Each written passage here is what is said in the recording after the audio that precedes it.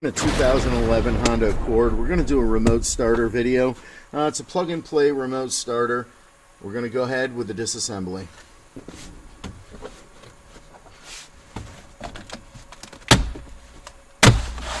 Pull outward on the dash.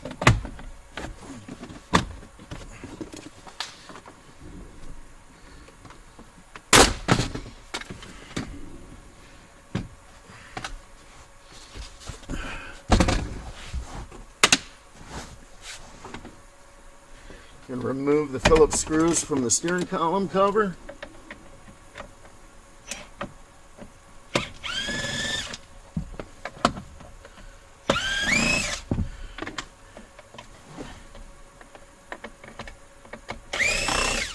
Total of 3 screws.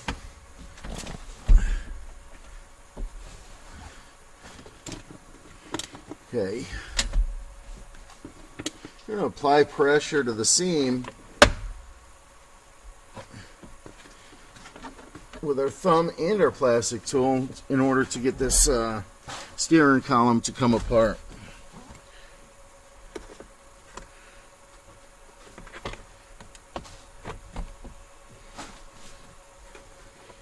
Right at the seam, a little bit of pressure.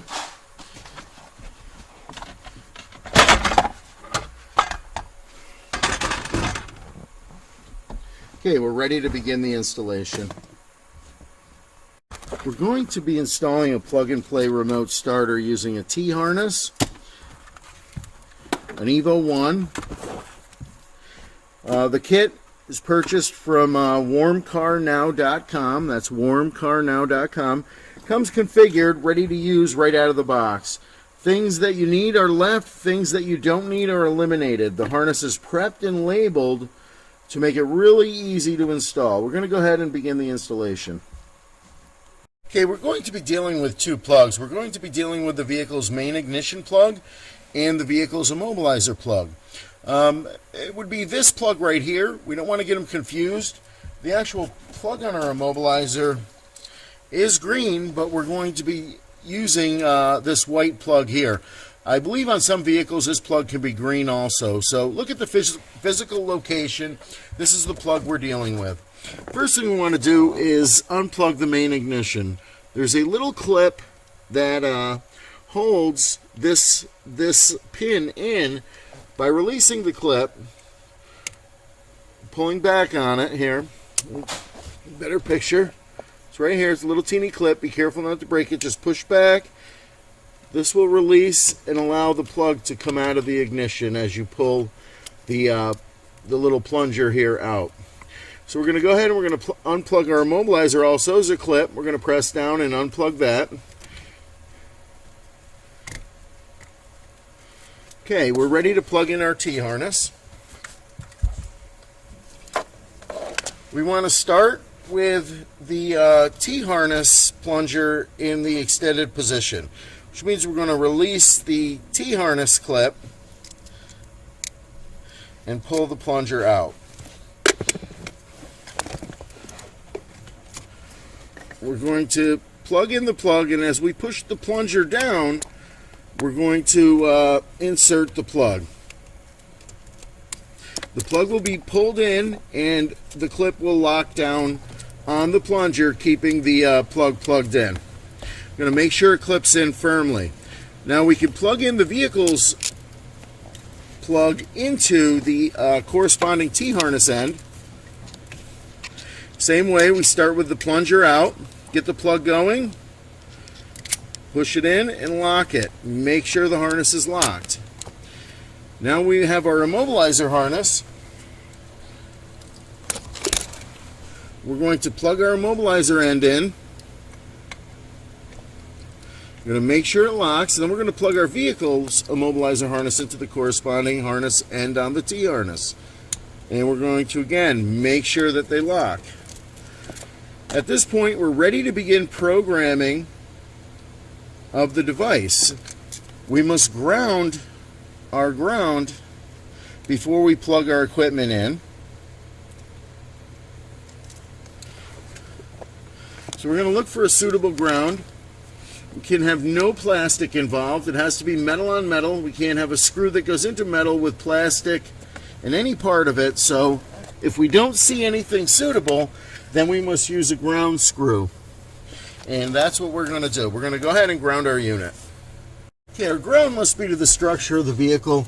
I'm going to go over to this tube that runs across the whole dash right here. And I'm going to use a self-tapping ground screw to apply the ground.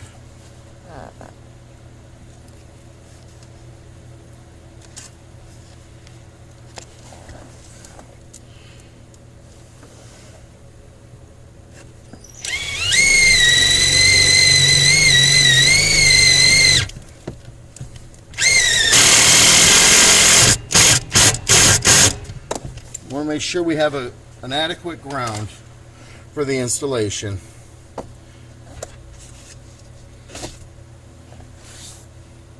There are a couple optional connections, and we'll talk about those in the next coming minutes. Our system's going to allow us to start the vehicle by locking the doors 3 times from the OEM remote.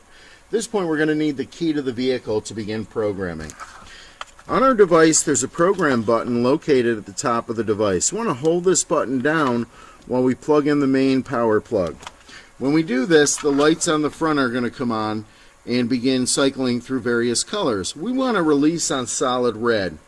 If we hold the button down, the lights will cycle continuously, and we can just release on solid red if we miss it the first time, and we can always pull the plug and restart the procedure. We're going to hold the program button down and plug in the main power plug. We do this, the lights will begin to cycle. We missed it the first time. We've released on solid red. Again, if you make a mistake, you can pull the plug and redo it. If you miss it the first time, keep the button down. The lights will cycle back around. Now we're going to plug in our white plug on the back of our device. We're going to plug in our red plug.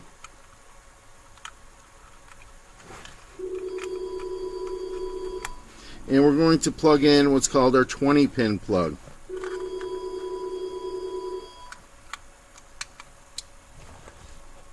Okay, the next step is to press and release the program button 2 times. 1, 2. The red light's going to blink. We're going to take our key and we're going to place it in the ignition. We're going to turn the ignition to the run position. The red light will blink fast 10 times. It will go out. The blue light will come on and flash rapidly. At this point, the module is programmed. We're going to shut the key off and remove it from the ignition.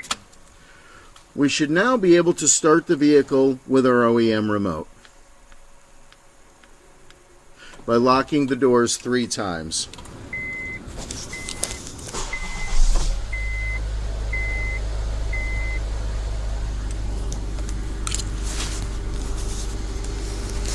Okay, we can also shut the vehicle off either by holding the brake pedal down or locking the doors 3 times from the OEM remote. And by the way, the OEM remote will stay functioning while the engine is running. This is something that's kind of new on these vehicles. Previously, the remote did not stay working while the engine is running. On this installation, it will stay working. We're going to go ahead and we're going to add long-range 2-way remotes after we do our optional connections. There are 2 optional connections located at the plug behind the parking light switch. We're going to go ahead and we're going to unplug the plug. If we look at our instructions, it will show which pins and what wire colors we're going to be connecting to. Orientation is always looking at this plug from the rear with the clip facing in the upright position. Okay, our parking light plug is illustrated in our instructions right here. We're looking for the parking light wire located at pin 11, and then there is also a wire that will turn off auto lamps in the event the vehicle has auto lamps, and upon remote start abort, if the lights stay on, then you'll need this connection. So I'm going to show you where both of these connections are. We're going to remove some of the tape here from our wiring harness that leads up to this plug. Just going to gently score it with a knife and pull the tape back. We're being very careful not to cut into the conductors. Okay, so if we look at the plug and we separate the wires and we match our pins to the plug in the illustration, we're looking for a gray wire at pin 11, and then we're going to grab a pink or red wire at pin 9. So we've located both wires, and we're going to go ahead and we're going to put our taps on these wires. What we're going to be using are what's called posi taps. These are toolless connectors that will allow us to make a pretty good connection on these small wires. We want to unscrew our posi tap. There's a piece with a groove. We're going to put our wire in this groove, and then we're going to screw the tap back together. There's a little pin.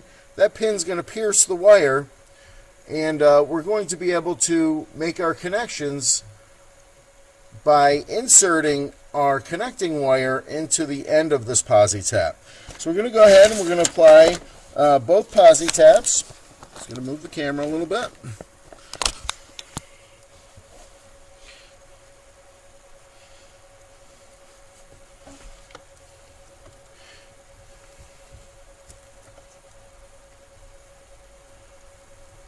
The harness is provisioned so that the parking lights run up through the harness, and I'm going to show you where that would be. That would be located right here. We have a horn wire also, which we'll talk about in a couple minutes. So we're going to connect our parking light wire over to the parking light trigger. Going to leave enough wire so that we can route it without it going in any moving parts. Okay, the factory harness, the wires go up over the top of the column, so we're going to follow the factory wire routing up to the parking light switch. So we're going to run the wire straight up, and then we're going to zip tie it to our parking light harness that runs up above the steering column too.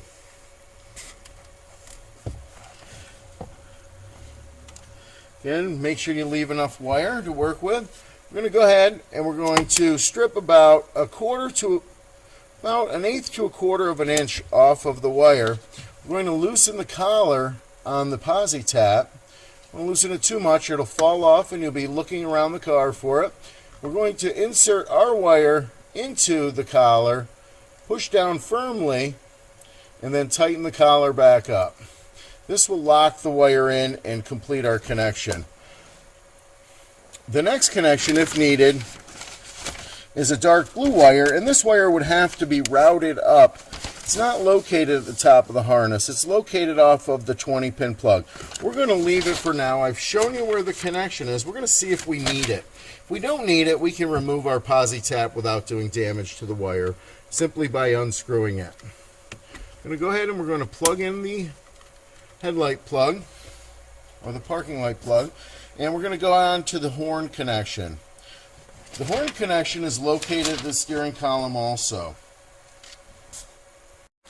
The horn plug is located at the top of the steering column, underneath the cover. I like to sound the horn first to make sure it actually works, and then I'll unplug this plug, and then I'll try to sound the horn again.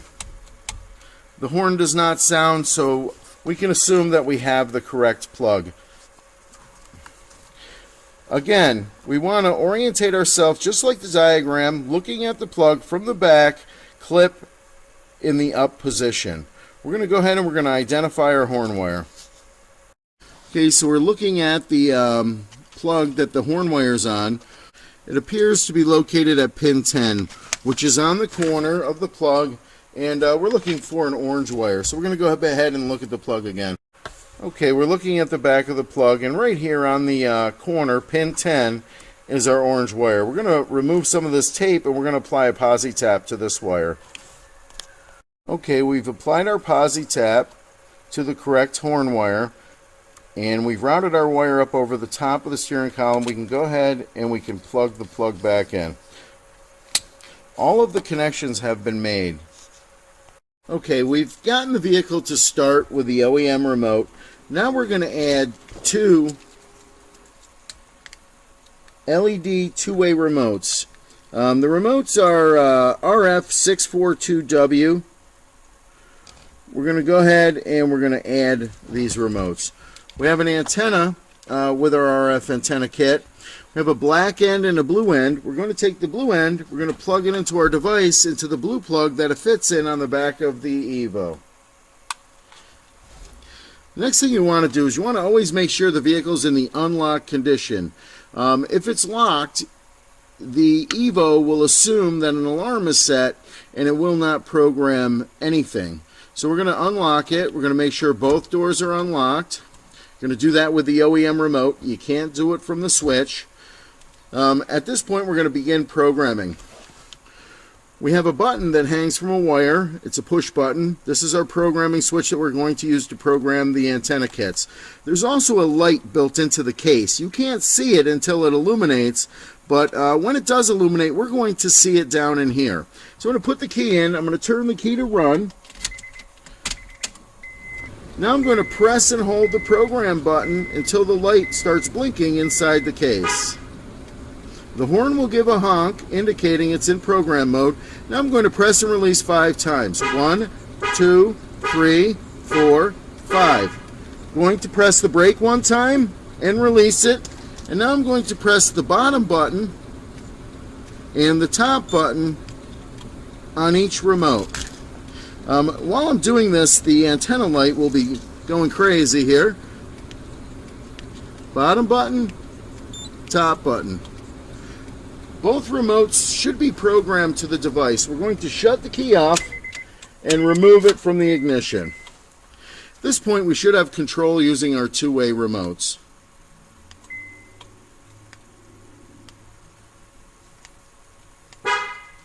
And there we've just locked the vehicle. We're going to go ahead and we're going to start the vehicle.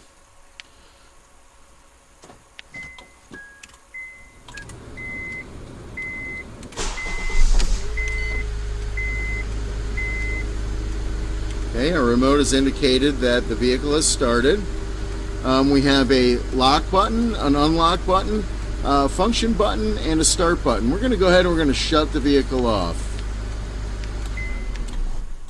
We shut the vehicle off by pressing the bottom button, which is the function button, and the start button. I'm going to show you what it looks like from outside. Okay, we're outside of our 2011 Honda Accord. I'm going to show you how the two-way remote works. We're going to go ahead and lock the doors. Doors are going to lock.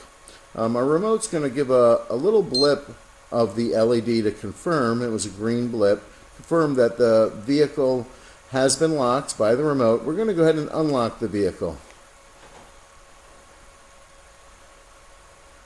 The command has been sent. The doors are unlocked and we have a little red LED flash confirming that the doors are unlocked. We're going to go ahead and start the vehicle. We're going to press and hold the third button down for a couple seconds.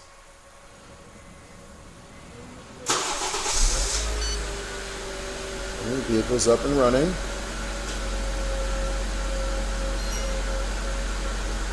Okay, and we did get our LED confirmation when it first came on. We're going to shut the vehicle off. Press the function button on the bottom and the start button. Vehicle is shut off, and there's our confirmation that the vehicle is shut off. Keep in mind that we keep the ability to 3-press start this vehicle.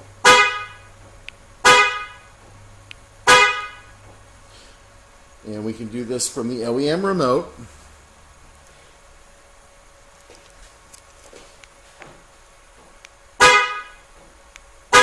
You shut it down, you have to wait a couple seconds before you go ahead and start it a second time. So we've gone ahead and we started, and the remote will stay working while the engine's running. I'm going to shut the car off with the OEM remote just to show you that it does remain working. You can also add smartphone control very easily to this system. It's available at WarmCarNow.com. You can pair it with various remotes, one-way remotes, two-way remotes. You can pair it with a cell phone controller. I like the MyCar controller. It works perfectly with the Evo device that we've installed in the vehicle. Now, if you go to WarmCarNow.com, put your vehicle in the search boxes on the home page, click Enter, and if your vehicle falls within the range of vehicles that this system fits, this application will be displayed, or any other compatible applications for that vehicle. Okay, I had shown you two connections at the parking light switch. They are in the instructions. We're going to remove our wire to the auto lamp shutdown because we don't have auto lamps on this. So we're going to remove our connector from this wire. We can simply unscrew the connector and take it off, and there's virtually no evidence that there was ever a connector on the wire. So we do not need this connection in our installation. But if you have an auto light position on your switch, or if you leave your switch in the on position and can shut your key off and exit the vehicle and have the lights go off, then this connection may be necessary.